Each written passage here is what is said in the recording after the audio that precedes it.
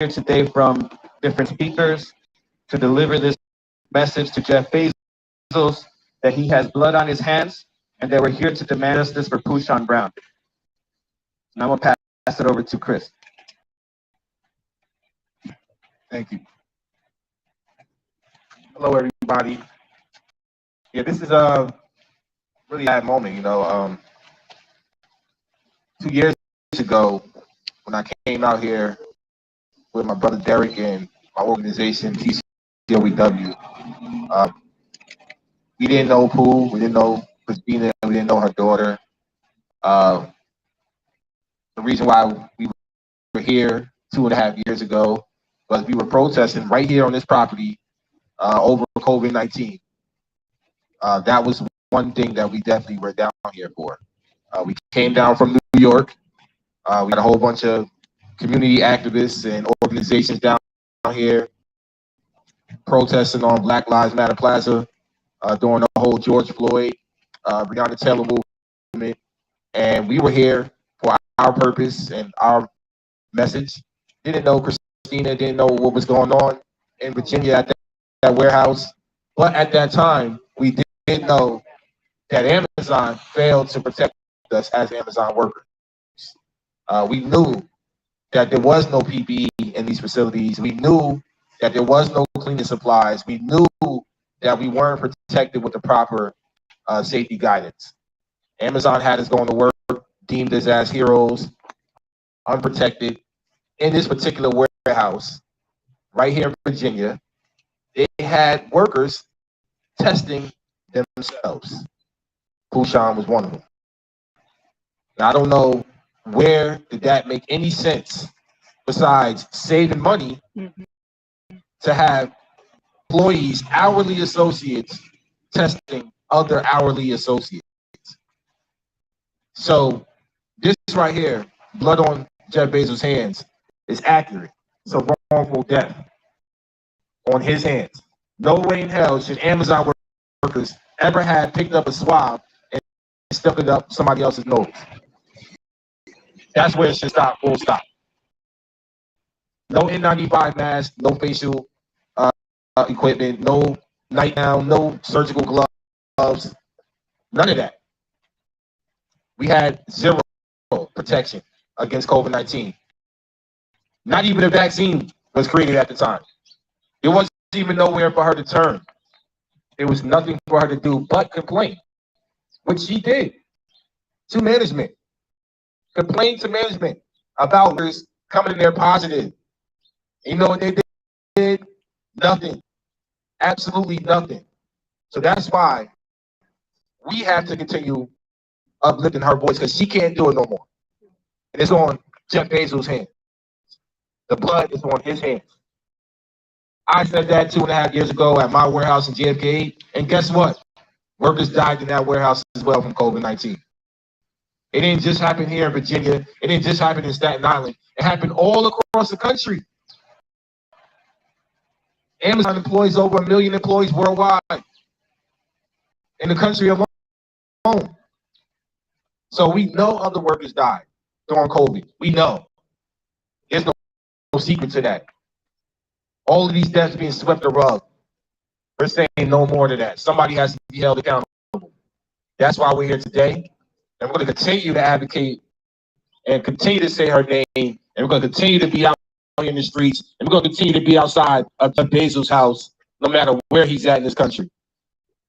He could be here in this mansion that's worth $28-30 million with 28 bathrooms. He could be on the other side of the country at his $165 million mansion in Beverly Hills. We will be there. And we have been there. So until justice is served, we will continue to say her name. Poushaw Brown. Poushaw Brown. Say her name. Poushaw Brown. Say Poushaw Brown. Say her name. Poushaw Brown. And we're not going to let them sweep this under the rug or forget about it. The long fight ahead of us. But I can tell you now, her sister's determined, her daughter's determined, I'm determined, my whole team determined, the Amazon Labor Union supports her. We will be there every step of the way. I'm glad that you guys are joining this fight right now, because there's times where we all don't know which way to turn. And I can tell you now, we need that community support. We need everybody to be a part of this fight. This is our fight. So if you all would join in, Christina, in this fight, I'm looking forward to working with the organization that put this on together to try to bring justice to our family and to our mother. And we want to continue to advocate for all workers so that this doesn't happen again. You know, so Jeff Bezos, you can fly to space, but we already know what goes up must come down.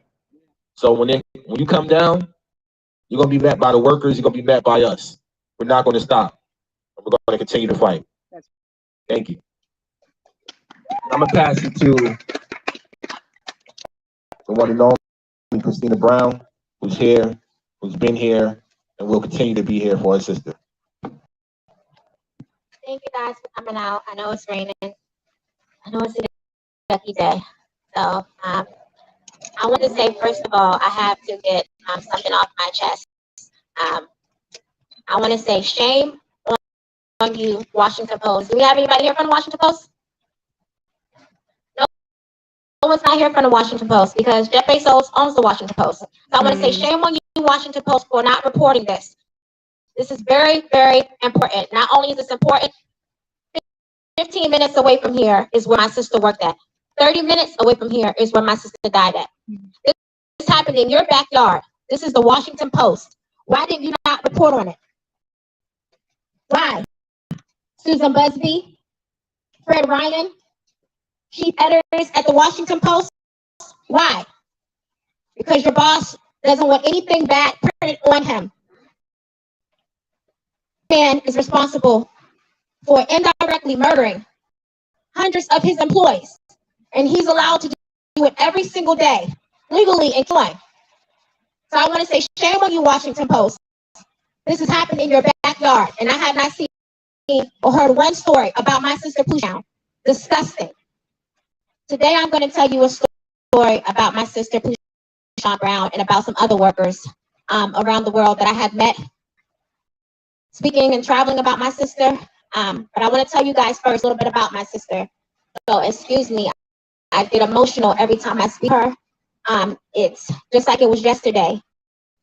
She was my baby sister. Her name was Poushaw Brown, and I'll say her name slow so that you guys can know how to spell it. It's Poushawn. Last name Brown, Brown. Poushaw was a mother, a single mother. She was an amazing sister. She was a wonderful aunt. She was the baby. She loved to cook. She loved to bake. It wasn't anything in this world she couldn't do. She would make anything for you. She would tell you how to make it and call you several times to make sure that you knew what you were doing. She was the best sister that anyone could have. There's nothing in this world she didn't do for me or would not do for me. She was a good mother. God, she had so much patience. She had so much patience, not just with Gabby, but with other kids. A month ago, last month on the 17th, she turned 40. So we had our little party. So I appreciate everyone for posting and saying happy birthday to my sister. We had plans for that day. We still did the plans that we had. It was just one person missing, but she was looking down in heaven. My sister was gorgeous inside and out.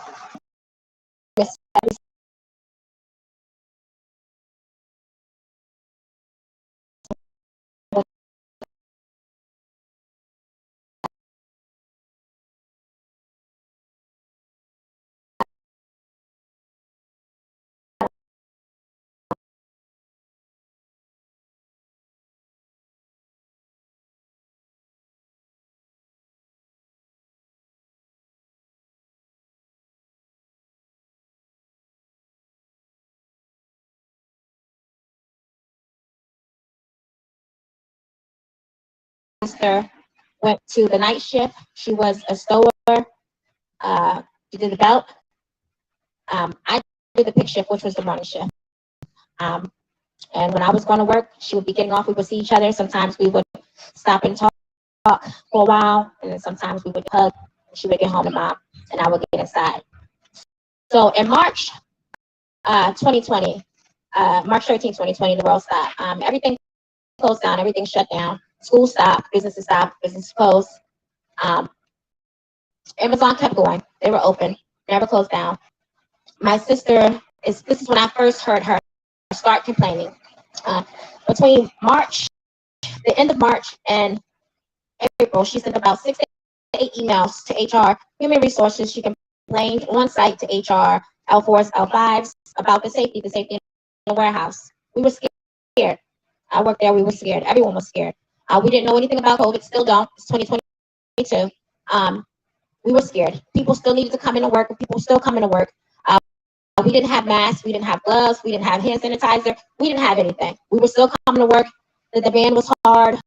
The workload got more heavier. The goals got higher. And she complained to HR stating that, we were fearful. Was anyone going to come in and close the warehouse down or clean it, because we needed trays, bins, carts to be cleaned, bathrooms. No, we're okay. We're okay. We're fine. We ordered the 6 feet rule. A couple of other emails where people were coming in sick, workers were coming in throwing up. Ambulance was there every day.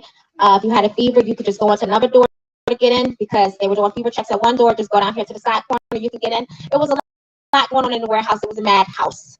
It was a madhouse. The packages kept going on. The workload got harder.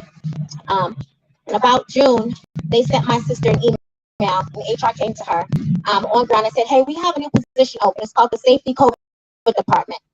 And this department is going to consist of you telling workers to stay 6 feet away from each other, making sure there's hand sanitizer, everyone's wearing masks, gloves, and everyone is in safety coordinates, right? So my sister said, okay, all right, well, that sounds right. Since you were so concerned about the warehouse, and you were such a good employee, and you were concerned about safety of yours and safety of others, so I think this would be good. So around, I want to say April, because I remember we talked about it, Jeff Bezos announced that he was going to be having Amazon's own COVID test center. Wow. Okay, so we said, well, how's that going to happen? You remember that, Chris, when that came out? They announced it April 16th, 2020. After they just shut the world down March 13th, 2020, we said, okay, because if people can't remember 2020, you had to wait hours to get a COVID test. You had to drive cities to get a COVID test. You had to drive to different states to get a COVID test. So he announced this, and we were like, well, that's interesting. What's going to happen? Maybe he's going to close down a part of the warehouse. Maybe he's going to have trailers come outside, doctors, nurses come. How's this going to happen? But never did we know that in August, employees that came there to be package handlers and sorters were going to be COVID testing other employees. And I told 2020, my sister was trained by another Amazon employee to swab COVID test other Amazon employees' nose, to stick a swab in employees' nose and COVID test them. She was not a nurse nor a doctor. She had no medical training. She came there to be a night sorter, to sort packages and stow them away. Now she is swabbing other Amazon employees' nose. There's no vaccine out. Didn't come out to December 14th. When I think about this, and I'm going to tell you about other stories. I know some people, this hasn't been in the mainstream media. A lot of people aren't reporting on it. Maybe they can't believe it. They don't know. It's disgusting. This is a $1 trillion company. Amazon is a $1 trillion company. Jeff Bezos is the #1 richest man in the world. Why did you have other employees COVID testing other employees with no medical training and no medical background? What were you thinking, and why? It disgusts me. It's because no one is talking about this. I don't know if people don't believe it, if they just doesn't matter to them, but I'm trying to figure out why you have other employees COVID testing each other when they weren't nurses or doctors. And you have one of the richest countries in the world. In October 2020, my sister started COVID testing. She COVID tested anybody who came in contact, felt symptoms of COVID, or was by someone who tested positive for COVID. She never knew The people she tested, if they had COVID or not, they got an email. She never got that. She was not trained at all to properly COVID test. She was not even a medical professional to COVID test. My sister died January 8th, 2021. I reached out to Amazon and told them what happened. They said they would get back to me, let them see what they could do. 2 days later, they called me. They called my sister's phone, which I had. They asked why she wasn't at work. I told them my sister passed. I called you guys and told y'all Friday. Did y'all decide if y'all could help us yet? Because we need money. We don't have money for an autopsy because in the state of Virginia, I want to clear this up. In the state of Virginia, I don't know how about any other states. If it's not a homicide or suicide or foul play, the family or whoever is responsible for the autopsy. The coroner is not going to pay for it. The family is responsible for that. We are in the middle of a pandemic and the thick of COVID. I'm sorry, we didn't have damn near $20,000 laying around to do an autopsy for my sister. So I want to clarify that because I hear things and I see things online. Every autopsy is done when somebody dies. No, I'm sorry. I see TV where people get shot and killed. Yeah, the state pays for that. We did not have $20,000 sitting around to do an autopsy for a person who was illegally COVID testing that had no business doing that. Okay, so I want to get that out there. So I waited 2.5 weeks for them to get back in touch with me and let me know if they could help us. Still to this day, I'm still waiting. 3 weeks later, I had to bury my sister. Thank God Chris called because I didn't know what we would have did. This man called me, reached out to me, sent an email first and said that other employees had called him and sent him pictures and videos of my sister and told him about my sister COVID testing. And he reached out to me. And from then on, this is it. Amazon reached out after the first interview I did with Status Quo, which was February, the second week of February. And they reached out and they said, Christina, we heard you and we would like to offer you, your mother, and your niece 6 weeks of counseling. It will expire the second week of April.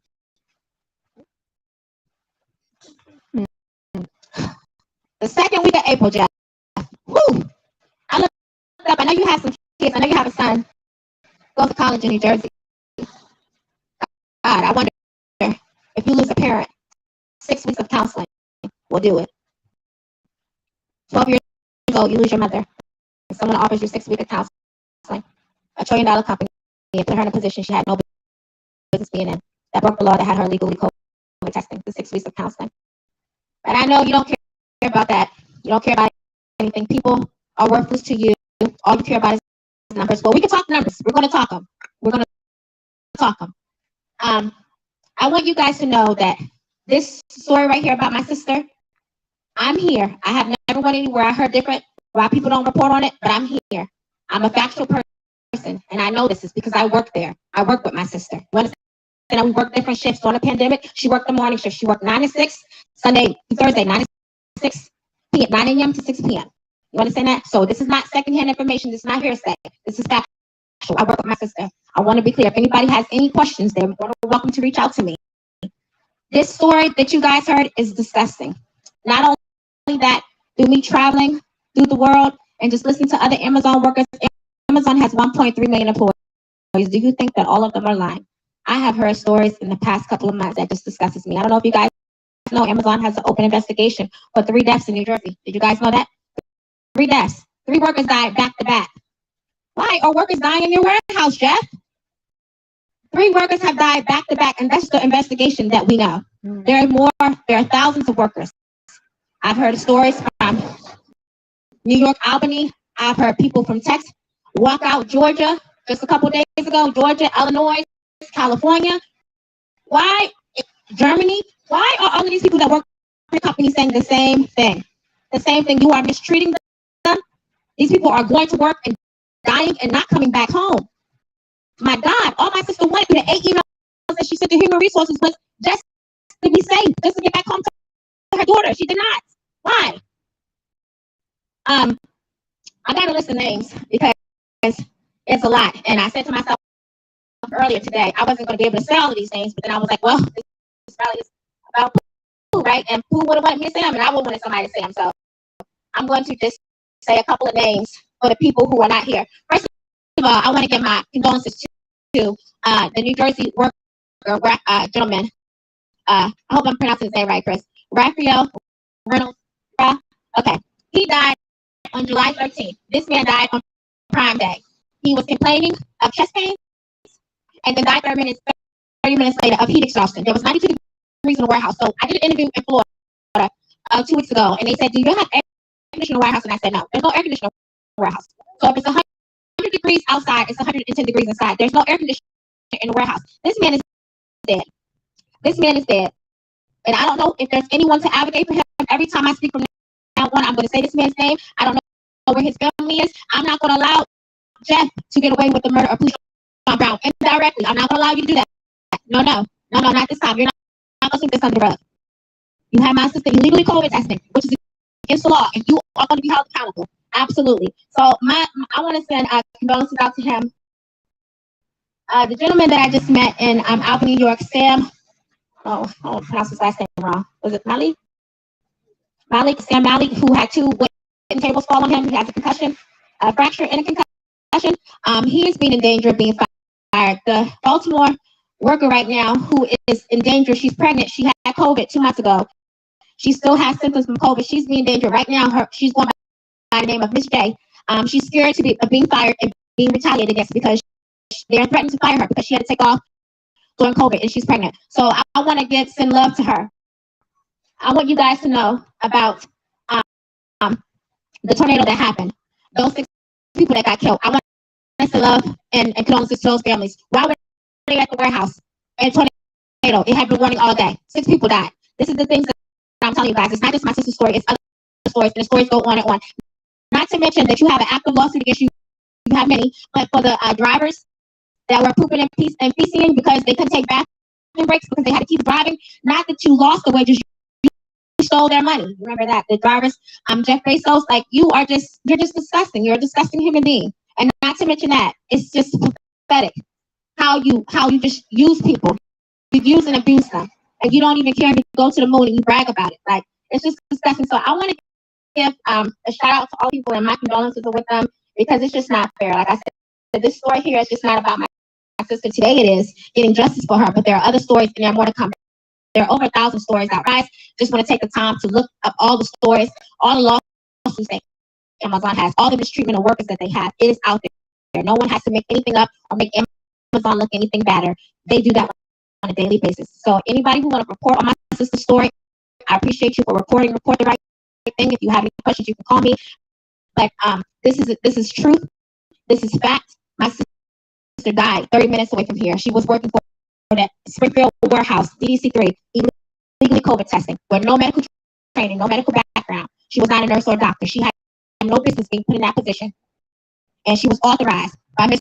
Bezos because she did not bring COVID tests in there herself and start swabbing people's noses. I want to clear that up. We got to call it what it is.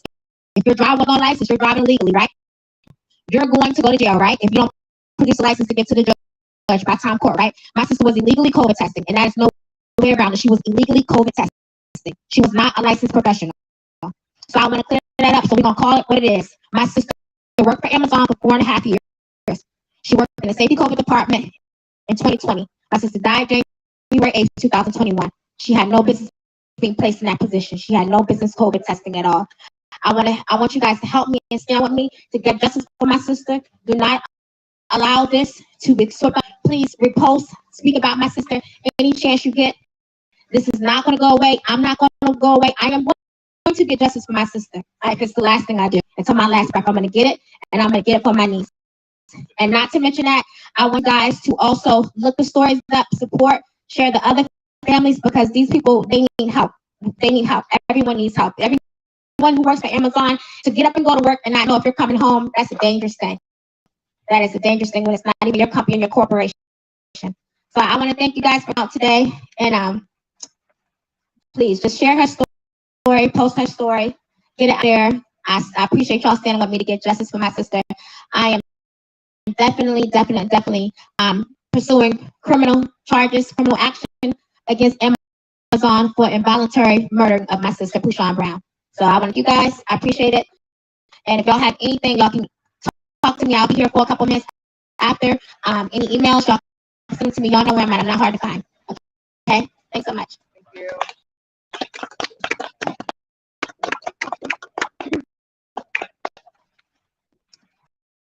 Good afternoon, everyone. Let's just start with a moment of silence for Poushaw Brown.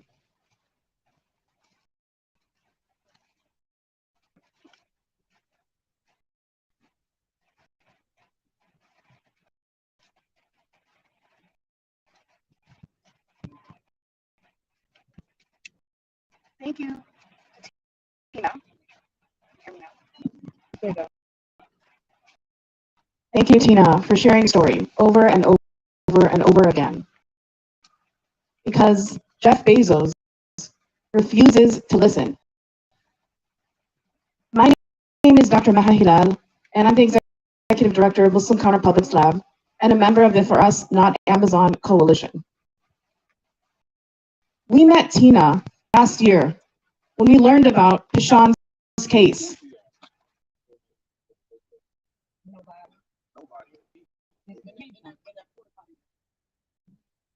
We met Tina last year when we learned about Poushaw's case.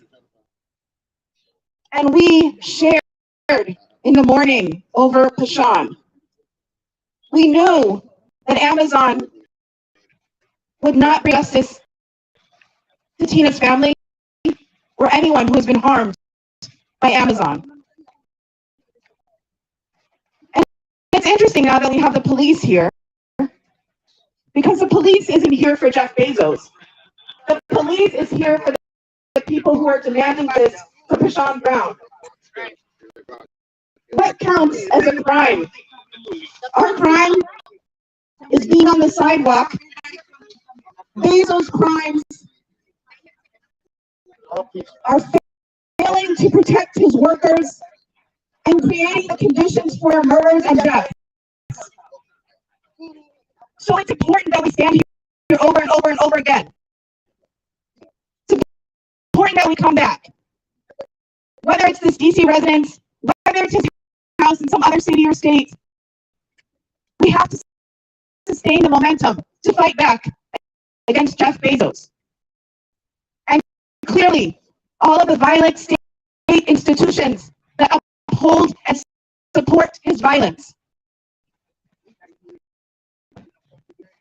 So I want to welcome Nene Taylor from Harriet's Wildest Dreams, a fierce organizer in DC, to give us some remarks.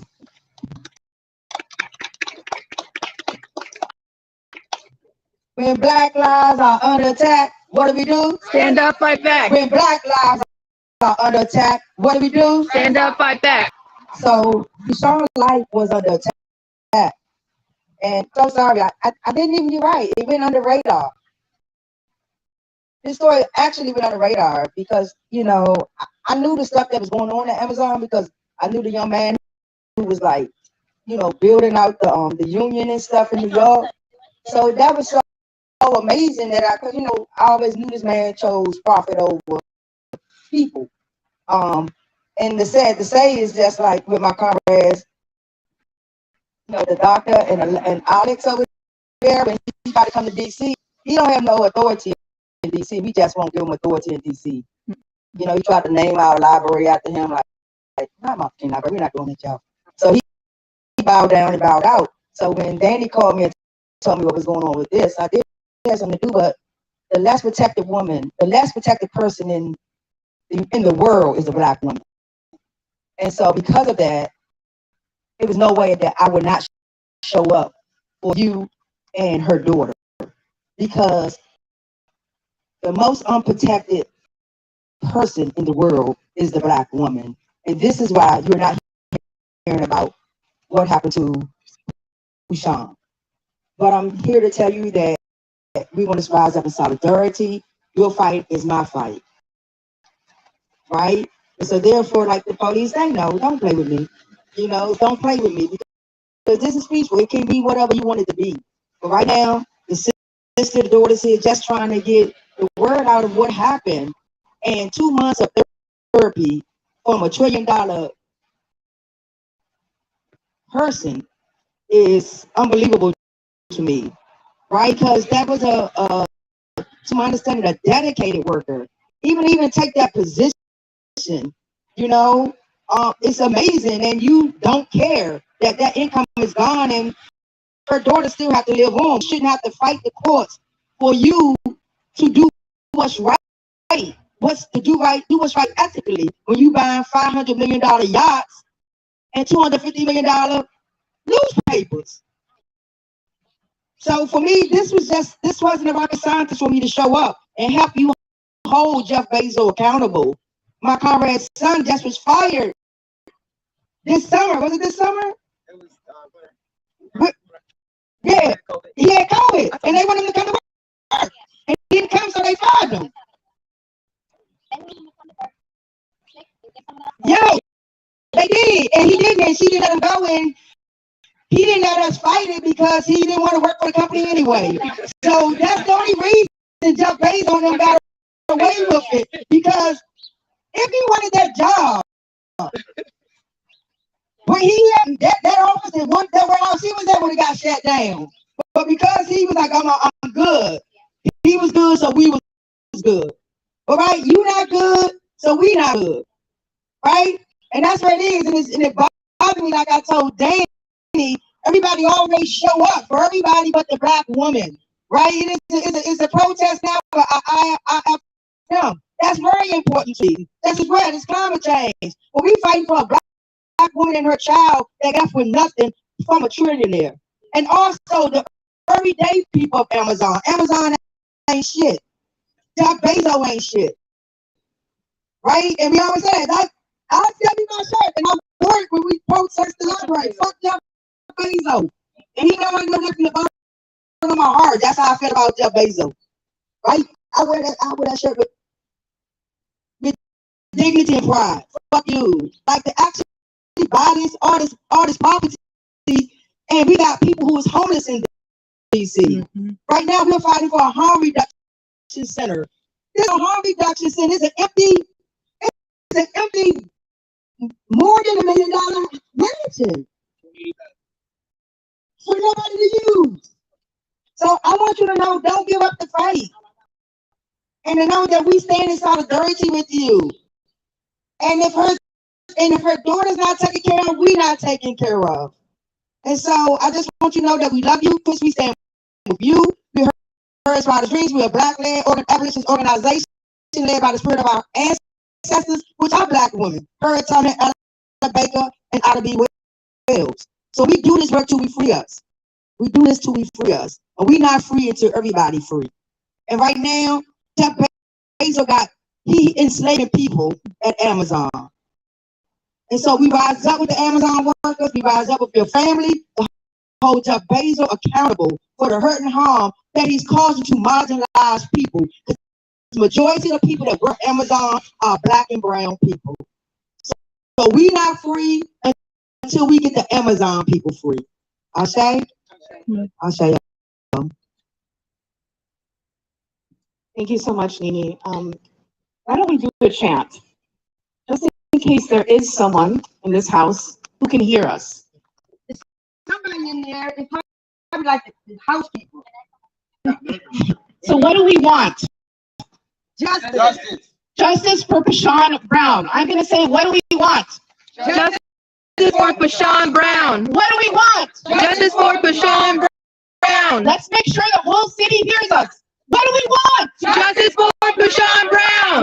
When do we want it? Now. What do we want? Justice for Poushaw Brown. When do we want it? Now. One more time. What do we want? Justice for Poushaw Brown. When do we want it? Now. So I want to welcome Derek from the Amazon Labor Union up to speak and share some thoughts. Appreciate you all for coming. 2 years ago, when me and my brother Chris protested at JFK in Staten Island, it was a scary time. COVID was there, and we didn't know what was next. We didn't know what we were gonna do.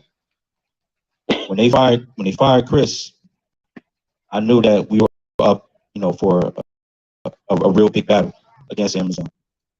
And it's crazy because fast forward to day, still the same issues are going on. We're in the same fight. And it's just unfortunate that we have to hold these rallies because Jeff Bezos, with all his billions of dollars, won't even trillions of dollars, won't even show justice for an employee that he put at risk. And it's not just Poushaw Brown. There's so many other workers that Jeff Bezos doesn't care about, that Amazon just doesn't care about. And I don't understand why this company is not being held accountable for the way they treat their employees. You know, because at the end of the day, these workers put their lives on the line during the roughest time ever, doing it. And what did they get for it? Nothing. It's a shame that we still have to do this. Why is no one holding Amazon accountable? I just know that this fight that we're in right here is the people versus the big corporations. The people's lives matter. Their voices matter. And we're not going to sit around and let Jeff Bezos and these billionaires disrespect us.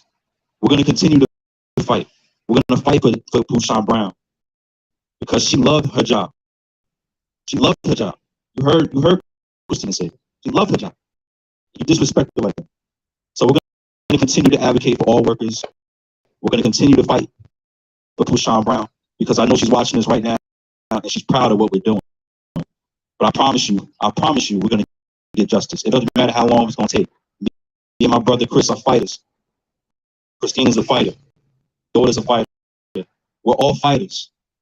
And black people, we got to come together. We got to get justice for Poushaw Brown. All these news reporters out here reporting on bullshit, they're not reporting on this. This is more important. Someone's life was taken by a billionaire who's running around here going on a penis-shaped rocket. So we need to fight, and we need to continue this fight for Poushaw Brown because she's looking at us and she appreciates everything we're doing. And this fight, you know, we're going to be in this fight for a long time, but it's okay because we're built for it. Justice for Poushaw Brown. Thank you. Justice for Poushaw Brown.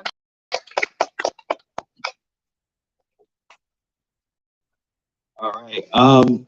So just a couple of more points that we want to emphasize is that, like folks said, right, this fight is connected, whether it's across issues, whether it's in different regions, whatever it is, we know that we're fighting for life, really, right?